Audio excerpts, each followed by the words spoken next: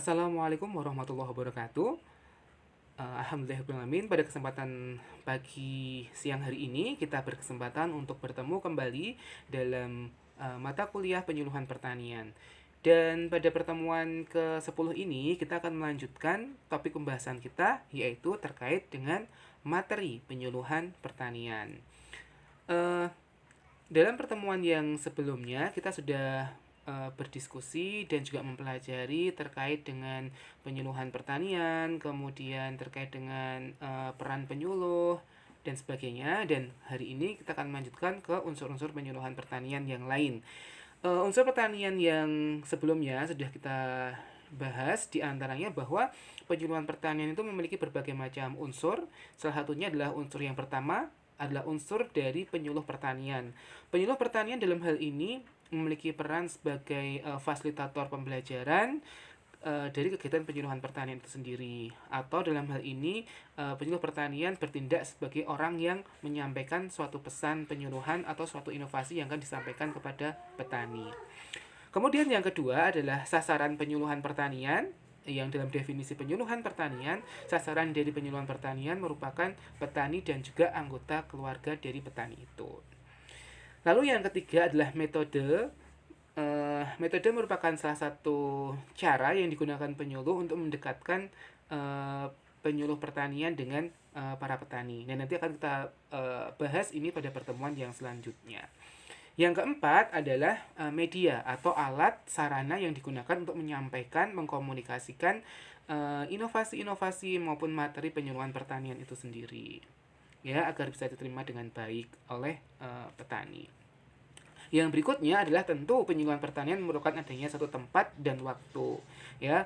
Tempat dan waktu itu bisa kemudian fleksibel sesuai dengan kesepakatan petani, bisa di lapangan, bisa di lahan, maupun bisa juga di rumah penduduk ataupun memanfaatkan fasilitas pertemuan yang dimiliki oleh warga atau masyarakat.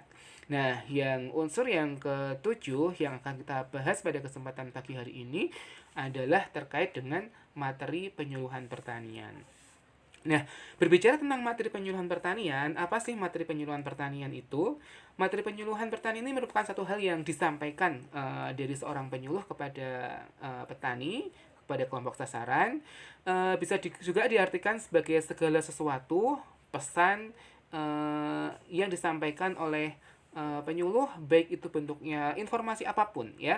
Ada data, kemudian apa namanya, info pasar, harga, kemudian komoditas, inovasi-inovasi baru, dan banyak hal lagi yang bisa disampaikan seorang penyuluh kepada petani. Nah, berbicara tentang pesan, ada beberapa tipe pesan. Yang pertama adalah tipe pesan ideologis, di mana dalam tipe pesan ideologis merupakan satu konsep dasar yang melandasi dan dijadikan alasan untuk melaksanakan perubahan atau pembangunan yang direncanakan demi terwujudnya perbaikan mutu hidup petani itu sendiri. Nah, intinya pada pesan ideologis ini merupakan pesan pokok yang harus disampaikan kepada petani, dengan tujuannya adalah untuk mensupport perbaikan hidup, terutama perbaikan pada aspek manajemen usaha tani, perbaikan pengetahuan, sikap, keterampilan yang diharapkan terjadi ketika penyuluhan itu dijalankan, ya. Kalau misalkan petani pengen hidupnya bisa lebih baik, pendapatannya naik di usaha pertaniannya, maka pesan ideologis ini bisa kemudian terkait dengan bagaimana memanajemen usaha taninya, bagaimana meraih keuntungan maksimal, dan sebagainya. Nah, yang kedua adalah pesan informatif. Bisa diartikan pesan informatif ini adalah pesan yang berkaitan atau mensupport pesan ideologis tersebut. Pesan utamanya didukung oleh adanya pesan informatif ini. Ya, pesan informatif dapat berbentuk kebijakan pembangunan dan juga nilai dari nilai-nilai sosial budaya, atau semua informasi yang berkaitan dengan tujuan yang ingin dicapai, baik seperti ide-ide, kemudian metode, petunjuk teknis, kemudian informasi teknologi baru, dan sebagainya. Nah, pesan informatif sendiri ada berbagai macam bentuk, mulai dari pengetahuan dasar, kemudian ada apa namanya, hasil dari riset terapan dan juga riset pengembangan. Bisa juga pesan pengetahuan yang sifatnya praktis, diperlukan apa namanya, suatu panduan terkait dengan materi yang sudah disampaikan dari materi ideologis itu, misalkan kemudian diperlukan adanya dampingan atau support dari pengetahuan praktis, nah, sehingga dalam hal ini diperlukan. Dan yang keempat bisa juga karena ataupun bentuknya adalah pesan pengguna. Dalam hal ini petani bisa merequest atau meminta materi-materi yang diperlukan oleh mereka.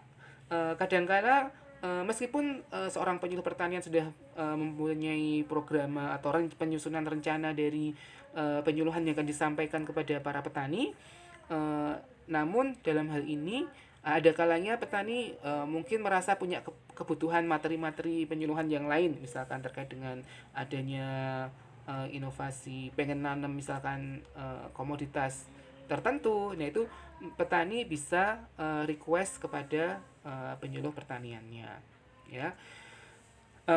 Baik, yang pertama adalah pesan pengguna. Pesan pengguna ini bisa berkaitan dengan semua ekspresi kebutuhan, kebutuhan terkait dengan apa yang diperlukan tadi, ya, materi-materi yang bisa di request. Bisa juga hanya sekedar menyampaikan keluhan,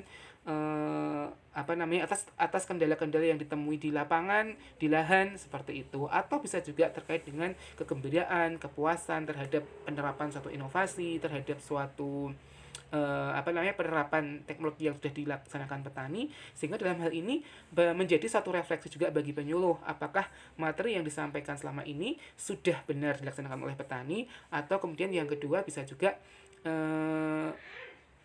ada feedback atau ada review, ya, kalau dalam bahasa ini mungkin review, penilaian terhadap inovasi yang sudah dilaksanakan.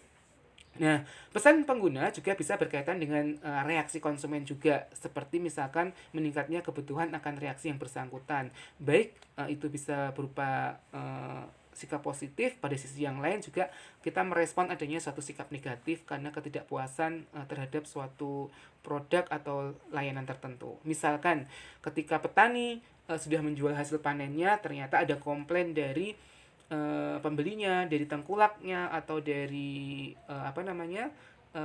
mitranya yang menggunakan jasa atau produk hasil panen petani, misalkan memberikan catatan negatif atau ada komplain terkait dengan kualitas. Misalkan kalau beras, misalkan ternyata kok berasnya kebanyakan ada pasir atau kerikil-kerikilnya. Kemudian lagi misalnya ada juga terkait timbangan yang ternyata ketika ditimbang ulang oleh pembeli itu beratnya ada berkurang dan sebagainya. Nah, keluhan-keluhan seperti ini juga perlu disampaikan, ya, sehingga penyuluh bisa memberikan suatu saran, masukan, atau perbaikan yang bisa dilakukan oleh petani ataupun kelompok tani ke depannya, sehingga reaksi konsumen yang sifatnya negatif ini bisa kemudian ditekan atau diminimalisir atau bahkan ditiadakan, sehingga kalau konsumen puas, dia akan intens balik lagi ke petani untuk membeli produk-produknya, hasil panennya tersebut. Nah, berikut merupakan gambar dari bagaimana satu ragam pesan informatif dihasilkan.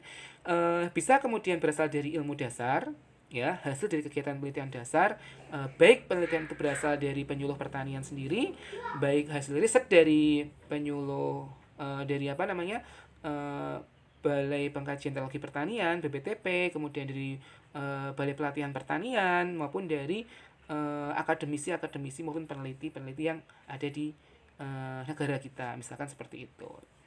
Nah, kemudian ilmu dasar tersebut ditransformasikan melalui pesan riset terapan dan juga pengembangan dari hasil penelitian dan pengembangan yang sudah dilaksanakan oleh para peneliti tadi itu, ya. Kemudian ditransformasikan lagi menjadi pengetahuan, dibahasakan menjadi bahasa yang lebih sederhana, sehingga lebih mudah disampaikan kepada petani, lebih mudah diaplikasikan di lapangan, lebih mudah ditangkap seperti itu. Dan diharapkan dari hasil para pengguna masyarakat luas, misalkan pembeli, konsumen, itu bisa kemudian tersampaikan juga pesan tersebut.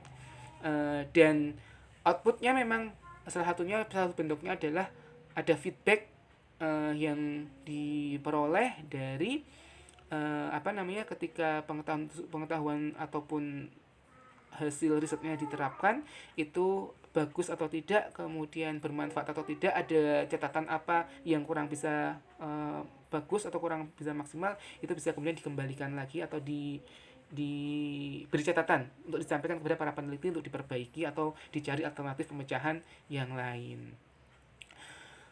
Kemudian apa saja bentuk dari materi penyuluhan pertanian? Kita berpikir bahwa bisa saja bentuk materi penyuluhan itu selalu suatu materi, kemudian inovasi-inovasi yang baru yang belum pernah didengarkan atau diperoleh oleh petani, ataupun materi-materi yang itu memang spesifik dari penyuluh. Ya, ternyata tidak selamanya seperti itu. Kadang bentuk materi penyuluhan pertanian itu bisa berupa pengalaman dari petani itu sendiri. Petani sharing tentang keberhasilannya dalam menerapkan satu varietas baru, misalkan petani menemukan teknik persilangan, kemudian petani menemukan cara menangani hama, dan banyak hal lagi ya, misalkan seperti itu. Termasuk misalkan cara pemasaran, menemukan tangkulak yang harganya mahal dan sebagainya, misalkan seperti itu. Nah, ini bisa juga sumbernya bentuknya berasal dari pengalaman petani. Baik pengalaman yang berhasil maupun bisa juga pengalaman petani yang belum berhasil, atau misalkan petani gagal dalam menerapkan suatu pola tanam, atau gagal dalam menerapkan suatu inovasi yang disampaikan penyuluh. Nah, ini bisa jadi refleksi juga. Kenapa kemarin gagal? Oh, ternyata gagal mungkin misalkan petani kemarin kurang pada saat menambah dosisnya kurang, atau pada saat memberikan penyemprotan terhadap hama itu dosisnya berlebihan, ternyata malah tanamannya ikut rusak. Nah, ini hal-hal yang seperti ini yang juga harus di-sharingkan, disampaikan, dibagikan kepada petani yang lain. Artinya ini bisa menjadi salah satu sumber atau bentuk dari penyuluhan pertanian itu, bentuk dari materi penyuluhan.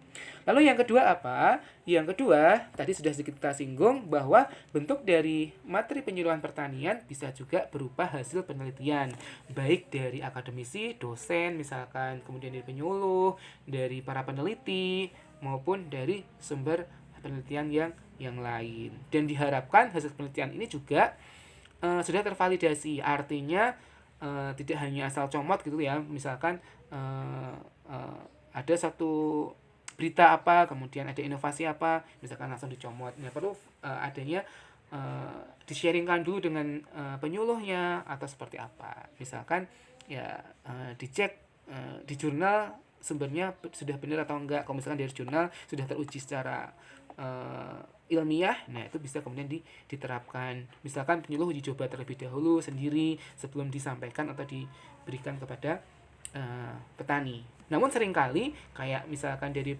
Balai Pengkajian Teknologi Pertanian itu kan karena sudah riset dan risetnya teruji, yaitu bisa kemudian jadi paket yang memang didesain sedemikian rupa untuk diturunkan kepada petani melalui penyuluh-penyuluh pertanian. Next, yang ketiga, apalagi bentuk dari materi penyuluhan? Bisa kemudian bentuknya juga informasi pasar, baik terkait dengan satu permintaan pasar, apa sih yang produk apa sih yang ke depan akan diperlukan, misalkan kedelai atau jagung misalkan, atau misalkan menghadapi musim liburan atau hari raya misalkan, ataupun puasa, lebaran begitu, kebutuhan akan pangan meningkat. Nah, sehingga petani diminta untuk misalkan menjual pada masa-masa kebutuhan sedang naik sehingga harganya saat itu sedang baik-baiknya juga. Nah, misalkan seperti itu. Bisa juga selain permintaan pasar, bisa juga bentuknya adalah harga, informasi harga. Ini juga harus selalu diupdate. Pengalaman riset tesis saya di petani lahan pasir pantai di Kabupaten Kulon Progo itu kelompok tani yang sudah bertransformasi menjadi membentuk lembaga pasar lelang untuk memfasilitasi pemasaran cabai secara berkelompok dalam kelompok tani itu, ya mereka juga memberikan informasi pasar kepada para anggotanya. Anggotanya nanti akan tahu ketika lelang dibuka itu para tengkulak membidik harga secara tertutup. Nanti yang menang adalah yang memberikan harga paling tinggi dengan cara menuliskan di harga beli di kertas, kemudian dikumpulkan di dalam satu kotak. Nah, itu mereka juga dapat info. Mereka akan mengabari ini ke pengelola pasar lelang yang lain tadi yang menang di pasar lelang ini harga ininya berapa. Nah, nanti mereka akan kemudian berkaca, oh ternyata yang menang segitu. Berarti kemungkinan yang di pasar lelang kita semakin malam akan semakin naik dan misalkan bisa juga naik seperti itu. Ya. Itu misalkan terkait dengan informasi pasar, sehingga petani juga akan tahu dan tidak dibohongi oleh tengkulak-tengkulak. Apabila mereka petani misalkan secara personal individu menjual hasil panennya kepada tengkulak, ya mereka harus tahu informasi harga juga, jangan sampai terlalu mengikuti nurut gitu ya, nurut banget sama tengkulak sampai petani tidak punya daya tawar. Nah, penting bagi petani untuk memiliki daya tawar, sehingga dalam hal ini harus tahu juga harga di pasaran itu berapa. Jangan sampai misalkan sebenarnya harga di pasaran itu harga beli di pasaran misalkan 12.000, tetapi tengkulak datang dengan menawarkan harga 8.000. Nah, kalau petani nggak tahu dan menilai harga 8.000 sudah sudah cukup tinggi, ya bisa saja kemudian mereka ya udah ambil Pak 8.000 itu gitu. Padahal sebetulnya mereka bisa menjual dengan harga 10.000 bahkan sampai dengan 12.000. Nah, ini kan sayang banget ketika tidak bisa mengakses keuntungan yang lebih besar. Oke, kemudian apalagi bisa juga bahwa bentuk materi penyuluhan itu bisa berupa kebijakan pemerintah. Seperti misalkan ada kebijakan pemerintah supaya petani itu mempunyai kartu tani, supaya petani misalkan apa namanya eh, mengetahui juga misalkan ketika pemerintah punya rencana untuk mengimpor beras, mengimpor komoditas pangan yang lain, ya sehingga bisa petani bisa eh, tidak kaget, tidak shock nanti ketika misalkan begitu produk impor membanjiri harga pangan akan turun. Nah, petani jangan sampai terkaget-kaget seperti itu, ya. Ya, misalkan itu terkait dengan kebijakan pemerintah. Nah, lalu apa saja sih subjek mater atau pokok bahasan dalam materi penyuluhan pertanian. Nah, materi penyuluhan pertanian itu bisa dikelompokkan jadi beberapa bab atau beberapa istilahnya beberapa kotak-kotak seperti itu ya. Yang pertama terkait dengan ilmu budidaya tanaman. Hal yang termasuk dalam kelompok ilmu budidaya tanaman bisa yang pertama terkait dengan tekniknya ya, baik itu untuk tanaman maupun hewan. Kemudian juga terkait dengan pemilihan benih atau bibit unggul serta perlindungan tanaman dan juga hewan itu sendiri. Selain itu juga bisa berkaitan dengan bagaimana penggunaan sarana produksi dan atau pakan dari hewan itu sendiri maupun terkait dengan pengaturan pengairan baik untuk tanaman maupun hewan ya. Dalam sistem pengairan kita mengenal bahwa petani itu kan selain ada kelompok tani kadang juga dibentuk adanya P3A, Perkumpulan Petani Pengguna Air. Nah, tujuannya apa? Biar bisa dimanage dengan baik terkait dengan kebutuhan dan strategi pembagian dari air itu. Misalkan di pedesaan itu kan saluran teknis, saluran pengairan itu ada saluran teknis, non teknis dan semi teknis.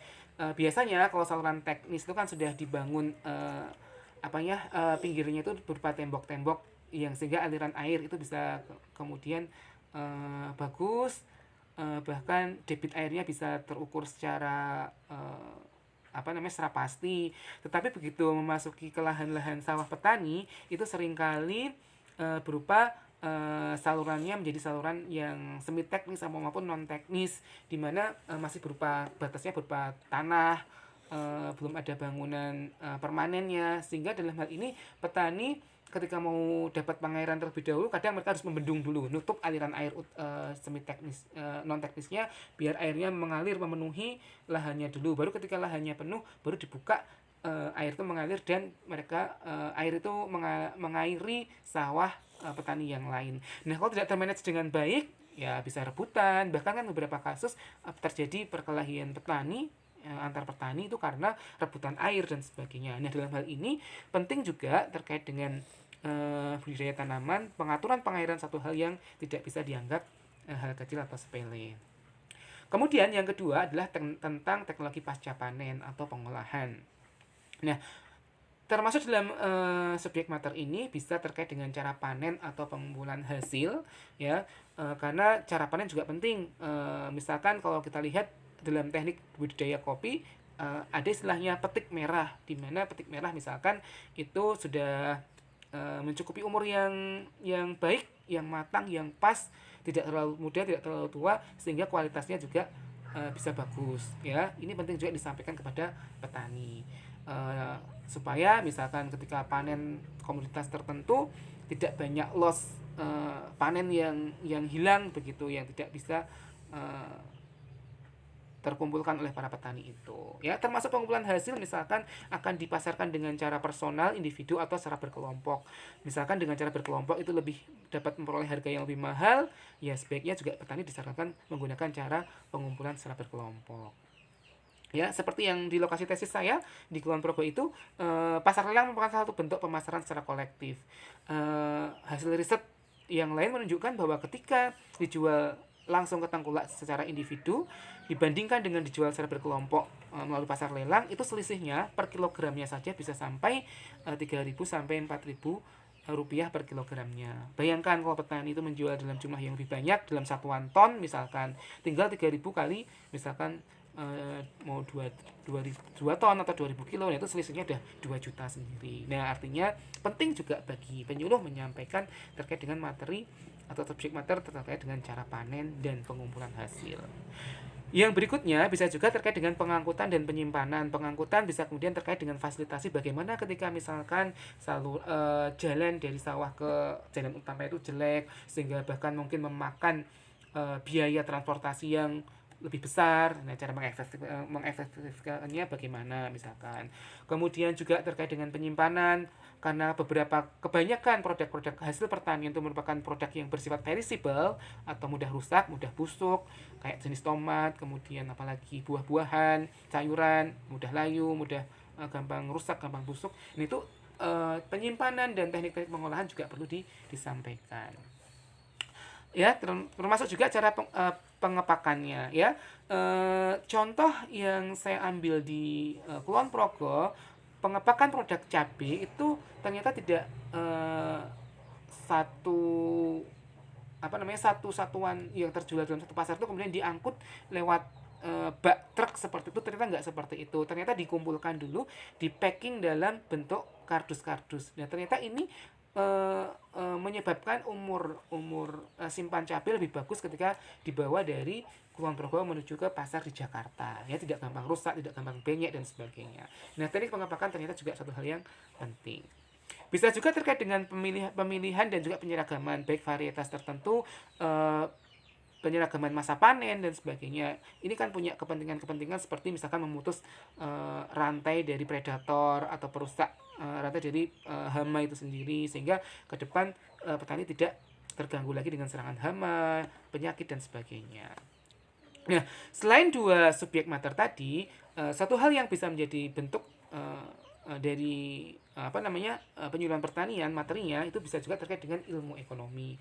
Kenapa sih ilmu ekonomi penting? Ya, penting juga bagi petani terkait karena ilmu ekonomi digunakan dalam pengelolaan usaha tani dan juga ekonomi produksi. Biaya-biaya yang dikeluarkan dalam usaha tani itu kan juga perlu diperhitungkan dengan baik.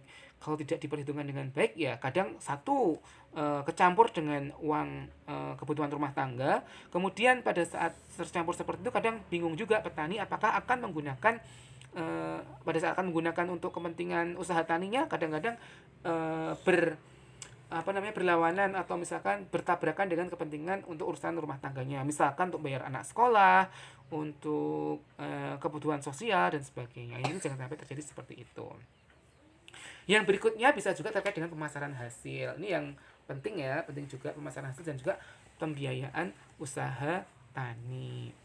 Biaya-biayanya apa saja di list gitu ya, dibuat list, diprediksi besarannya berapa sehingga pada saatnya dibutuhkan itu petani sudah bisa mempersiapkan biaya-biaya tersebut. Ya, tidak kemudian malah hutang kepada tengkulak sehingga pada panennya mereka petani terikat harus menjual kepada tengkulak tersebut.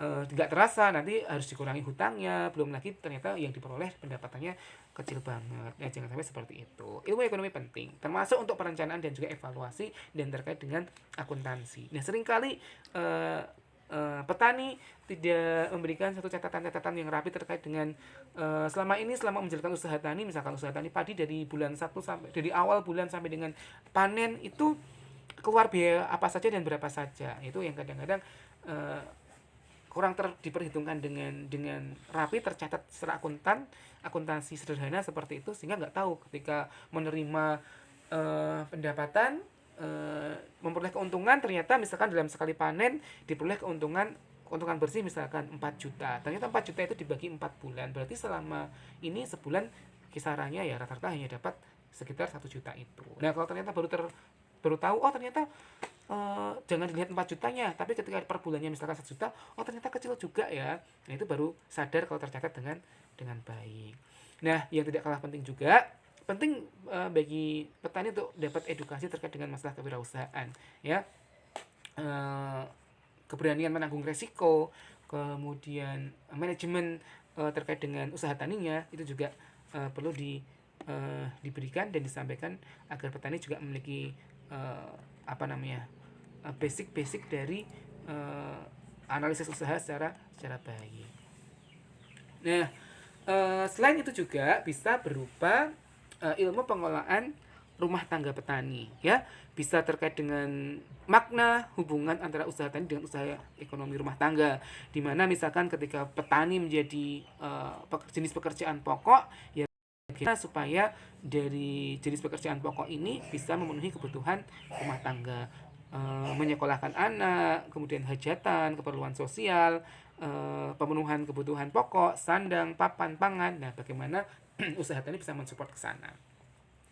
Termasuk juga pengelolaan ekonomi rumah tangga secara keseluruhan, termasuk usaha taninya, baik berupa inventarisasi sumber daya yang tersedia dan dapat dimanfaatkan, misalkan apakah punya cangkul berapa, kemudian bajak traktor, arit berapa, sabit berapa, begitu ya. Sehingga pada saat panen, misalkan mau kerja bakti sama sekeluarga untuk manen bareng-bareng, itu alat-alat itu tersedia dan terinventaris dengan baik, begitu ya. Kemudian hilang, mau panen hilang kemana, tertinggal di lahan dan sebagainya, ya. Termasuk juga optimasi alokasi sumber daya perencanaan dan juga evaluasi pengelolaan ekonomi rumah tangga. Selama ini apakah kebutuhan-kebutuhan untuk sektor pertaniannya, usaha taninya sudah tercukupi dari eh, alokasi yang selama ini sudah diplot seperti itu? Kalau belum, apakah masih terjadi tarik ulur antara keuangan mana yang untuk rumah tangga dan keuangan mana untuk keperluan bisnis usaha tani. Nah, yang kelima bisa juga terkait dengan pelembagaan petani, ya. Pelembagaan petani bisa terkait dengan misalkan kenapa sih harus membentuk kelompok tani? Bagaimana sih caranya supaya kelompok tani itu naik kelasnya? Karena ada kelas eh, pemula, kemudian kelas madya, utama dan seterusnya. Nah, misalkan seperti itu supaya usaha maupun manajemennya bisa terus meningkat. Bisa juga terkait bagaimana mengembangkan kelompok tani. Misalkan kelompok tani kan bisa dikembangkan ke unit-unit pemasaran, misalkan bentuknya seperti KUD, atau badan usaha milik petani, atau bahkan seperti pasar lelang yang saya sampaikan tadi, ya. Itu juga bisa dikembangkan ke arah sana. Tidak hanya sekedar memfasilitasi ketika ada penyuluhan baru ada kelompok tani, ketika ada bantuan baru ada kelompok tani. Nah, misalkan bisa dikembangkan ke arah-arah pengembangan ataupun pelembagaan ke ranah pengembangan yang lain. Yang keenam bisa juga terkait dengan politik pembangunan pertanian, ya. Terkait ini bisa berkaitan dengan peranan pembangunan pertanian dalam pembangunan nasional, kemudian peran, tanggung jawab, kewajiban yang harus dipenuhi oleh setiap petani, serta kebijakan-kebijakan dan kemudahan-kemudahan yang disediakan pemerintah bagi pembangunan pertanian. Nah, jangan sampai hal yang seperti ini kadang terlewatkan oleh petani. Misalkan akses kemudian terkait dengan akses kartu tani, kemudian fasilitas, kemudian akses untuk dapat subsidi pupuk, dan sebagainya, ya. Petani harus disampaikan terkait dengan ini. Ya, meskipun kadang-kadang tidak praktis banget diperlukan, tapi paling tidak selama ini penting untuk diketahui dan diakses oleh petani, ini juga sebaiknya juga diberikan. Nah, ketika memberikan suatu materi penyuluhan, eh, kadang seorang penyuluh perlu menyampaikan banyak materi, misalkan terkait dengan penanganan hama wereng.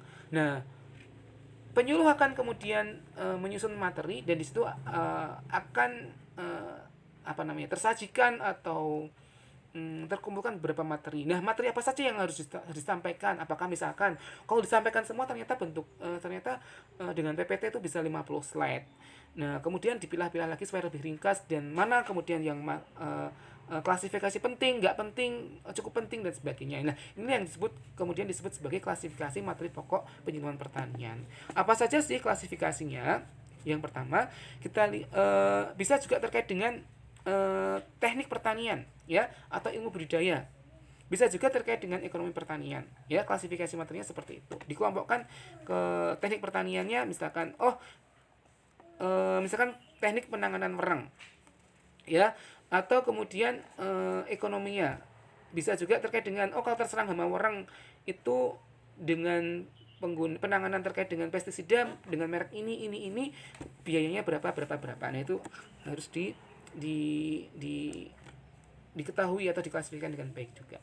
Berikutnya adalah manajemen usaha taninya ya, bisa terkait dengan bagaimana memanage waktu pemupukan, pembiayaan dan sebagainya, termasuk juga dinamika kelompok dan juga politik pertanian. Dinamika kelompok penting untuk mendinamisasi dari produktivitas kelompok taninya, dan terkait dengan politik pertanian penting juga menyampaikan atau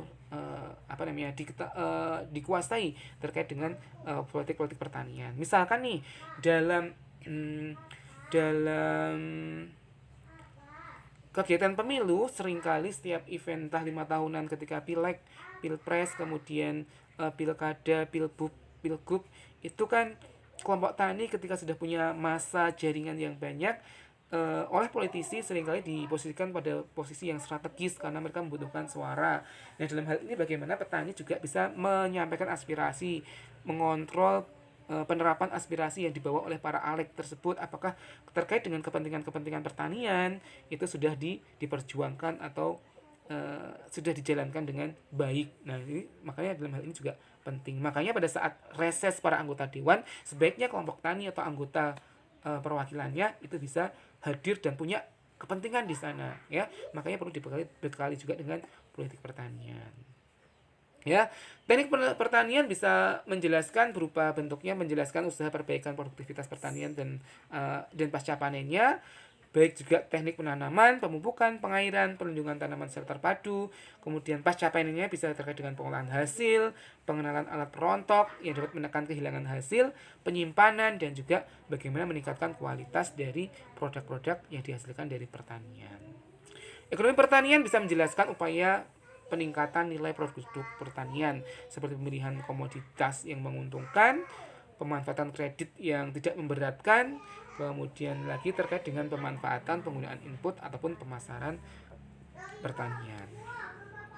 Nah, pada aspek manajemen usaha tani bisa juga terkait dengan peningkatan efisiensi usaha tani dan juga kegiatan pembuatan alternatif usaha tani yang lain dan menentukan usaha yang paling berhasil.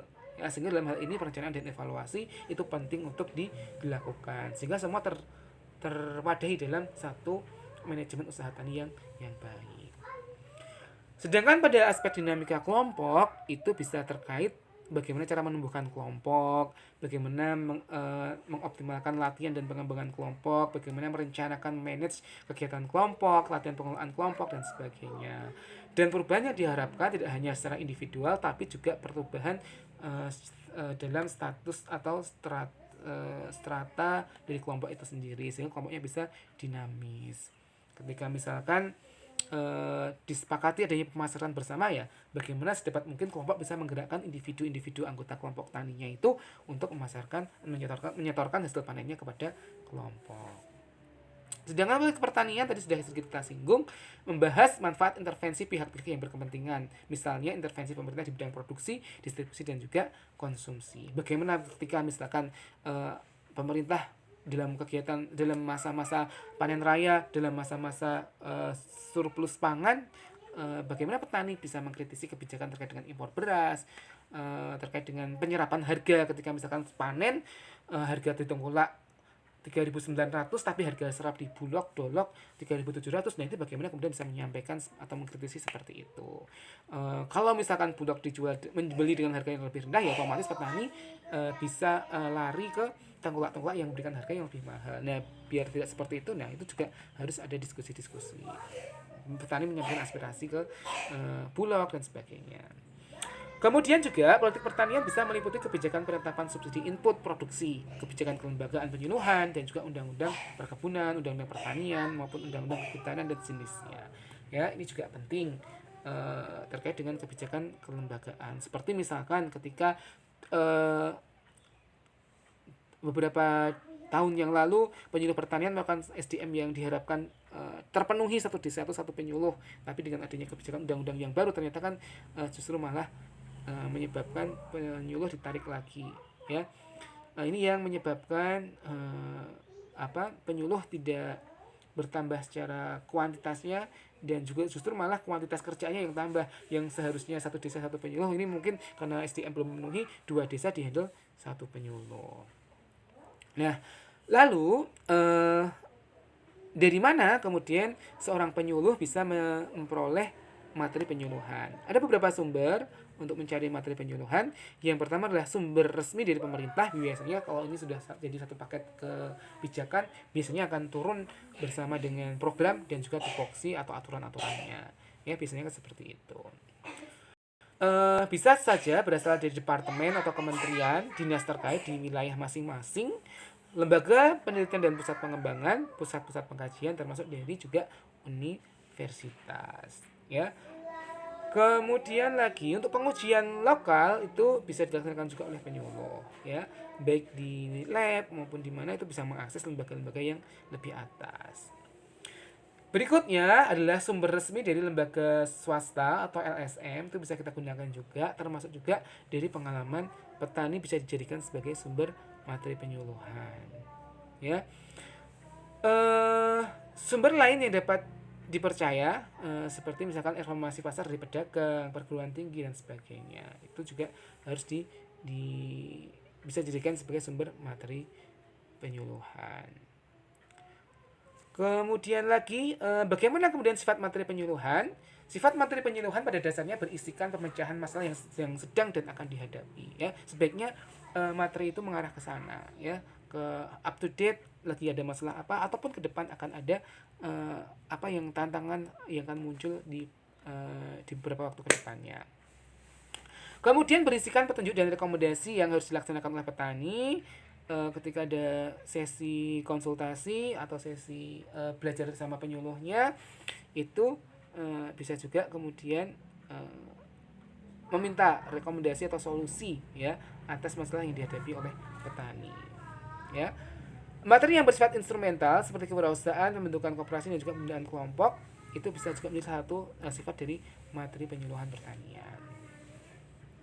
Nah, tadi sudah sedikit kita singgung bagaimana cara memilih materi penyuluhan pertanian, apakah harus disampaikan semua atau misalkan kalau 50 slide tadi harus dikurangi menjadi beberapa slide. Nah, itu bisa kita kelompokkan berdasarkan tingkatnya. Yang pertama bisa dikaitkan sebagai materi pokok, di mana materinya benar-benar materi core atau inti yang diperlukan oleh petani, ya, dan harus diketahui oleh sasaran utamanya atau petani tadi itu. Setidaknya ini mencakup 50% materi yang harus disampaikan. 30% materi berikutnya merupakan materi utama, yaitu yang bersih dasar pemahaman tentang segala sesuatu yang berkaitan dengan kebutuhan yang dirasakan. Lalu yang ketiga, yang berikutnya adalah terkait dengan materi penunjang yang hanya 20%, yaitu materi yang masih berkaitan dengan kebutuhan yang dirasakan yang sebaiknya diketahui oleh sasaran untuk memperluas cakrawala. Nah, dalam hal ini perlu adanya fasilitasi dari penyuluh terkait dengan mencari pasar atau memperluas pangsa pasar dari produk-produk yang dihasilkan oleh petani. Nah, ketika tidak merancang dengan baik, seringkali juga muncul materi-materi yang sekiranya itu tidak diperlukan atau tidak hanya untuk sekedar bumbu-bumbu, atau dalam hal ini materi yang mubazir dihadapkan sebanyak 0%. Artinya ya tidak ada hal yang mustahil semuanya. Nah, bagaimana kemudian menilai suatu materi penyuluhan itu bakal bisa atau boleh disuluhkan seperti itu? Paling tidak kelayakan materi penyuluhan pertanian mencakup 4. Yang pertama adalah secara ekonomi menguntungkan, secara teknis dapat dilaksanakan, dan secara sosial itu dapat dipertanggungjawabkan, termasuk tidak merusak lingkungan. Sehingga harapannya dari penyuluhan pertanian itu tercipta better living, kemudian better farming, dan better business, dan better environment. Ya, dalam hal ini ya tercipta kehidupan yang lebih baik, yang lebih sehat, secara ekonomi juga berkelanjutan, ya, berbasis dari potensi yang dimiliki oleh para petani tadi. Nah, ngomong-ngomong tentang materi, apa saja sih syarat materi penyuluhan pertanian yang bagus itu? Yang pertama adalah memberikan keuntungan secara nyata. Itu paling basic banget, yaitu memberikan keuntungan. Kemudian memiliki resiko kegagalan yang relatif lebih kecil dan juga relatif lebih berbiaya rendah. Ya, dalam hal ini eh, materinya skor tidak terlalu eh, banyak menyerap eh, apa ya, kebutuhan petani pada saat misalkan membangun pada saat petani misalkan bangun kerja bakti, misalkan bangun saluran teknis misalkan seperti itu. Bisa juga resiko kegagalan misalkan ketika musim kemarau, ya cadangan air tadi membangun saluran non teknis dalam rangka mempersiapkan cadangan air ketika ini ya di bendung untuk kemudian ada stok air di situ. Termasuk resiko kegagalan adalah memprediksi harga, terus memberikan kalaupun seorang penyuluh tidak bisa menyampaikan satu materi penyuluhan, maka setidaknya penyuluh itu mendatangkan dari orang lain atau penyuluh lain yang punya kompetensi yang yang lebih baik, dari yang lebih tahu dari penyuluh itu. Lalu yang berikutnya adalah dapat diperoleh dengan mudah dan tidak bertentangan dengan nilai dan norma yang ada. Tidak mempunyai efek samping dan mudah dilakukan atau dipergunakan dan segera memberikan hasil yang baik. Ya. Demikian untuk materi penyuluhan pertanian pada kesempatan kali ini, yaitu terkait dengan materi penyuluhan itu sendiri. Ya, semoga bermanfaat. Kalau ada hal yang belum jelas, nanti bisa kita bahas dan kita lanjutkan di diskusi di grup seperti itu. Semoga bermanfaat. Saya akhiri. Assalamualaikum warahmatullahi wabarakatuh.